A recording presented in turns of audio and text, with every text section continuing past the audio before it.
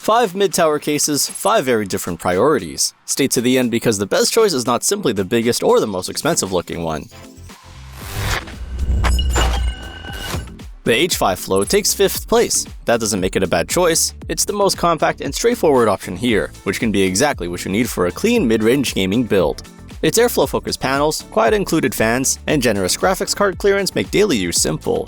Compared with the larger cases in this ranking, it takes up less desk space and still supports a large front radiator. But there is a clear trade-off. You get limited drive storage, only one front USB Type-A port, no back-connect motherboard support, and just 2 3-pin fans. The other cases give you more room to expand. So this is the one to consider when you want a quiet, compact case without a complicated layout. But if you want a showcase design and much more cooling flexibility, the next model goes in a very different direction. Links to every product in this review at the best available price are in the description below the video. The O11 Vision Compact comes in 4th. Its main strength is obvious the moment you see it. This case is built to put your hardware on display.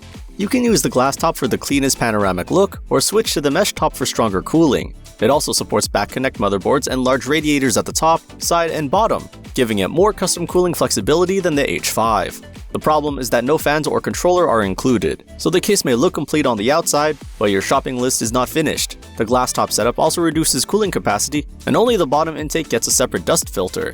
Choose this model when appearance and custom cooling matter more than out-of-box value. For a more traditional case with strong airflow and a warmer, less flashy design, the next option is easier to recommend.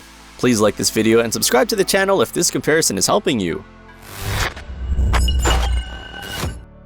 The North takes 3rd place, and for many people it may be the most attractive case in the group. It looks more like a piece of furniture than a typical gaming tower. The real wood front, 2 large PVM fans, and excellent CPU cooling make it both stylish and practical. It's also narrower than the panoramic cases, so it fits more naturally into a home office or living space. But here the limits are easier to notice. Graphics card clearance is lower, top radiator support stops at 9.4 inches, and there is no eATX or back connect support. At full fan speed, it can also become louder than you might expect from such a refined design. This is a strong choice for an air-cooled build where appearance matters but you don't want a wall of glass. If you need much more room for radiators, storage, and oversized hardware, the next case is built for that job. The H9 Flow takes 2nd place because it offers the most space and cooling capacity in this comparison. It's called a mid-tower, but it behaves more like a large showcase case. You get 3 large intake fans, 1 rear exhaust fan, room for huge graphics cards, and support for 16.5-inch radiators at both the front and top.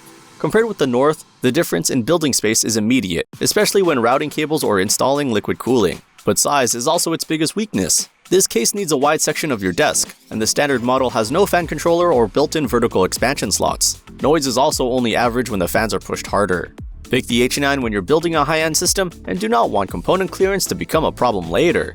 But for a more balanced mix of size, cooling, included hardware, and flexibility, the top-ranked case makes more sense. The Frame 4000D takes 1st place because it covers the most important needs without becoming oversized. It gives you strong airflow, modern compatibility, and useful included cooling in a practical footprint. 3 PWM lighting fans come installed, and the case supports back-connect motherboards, large graphics cards, and radiators at the front, top, and side. It's more flexible than the North, better equipped out of the box than the O11, and easier to place than the H9. It's not flawless. The case can get noisy at maximum fan speed. There is no included fan or lighting controller, and some modular parts rely on plastic clips. The frame can also feel less rigid than the older 4000D design. Still, this is the safest all-around recommendation. It suits first-time builders, experienced users, air-cooled systems, and liquid-cooled setups without forcing you into a huge case or a long list of extra purchases. Check the top-ranked cases through the links in the description below the video to find the best current price. And if this review helped, like the video and subscribe to the channel.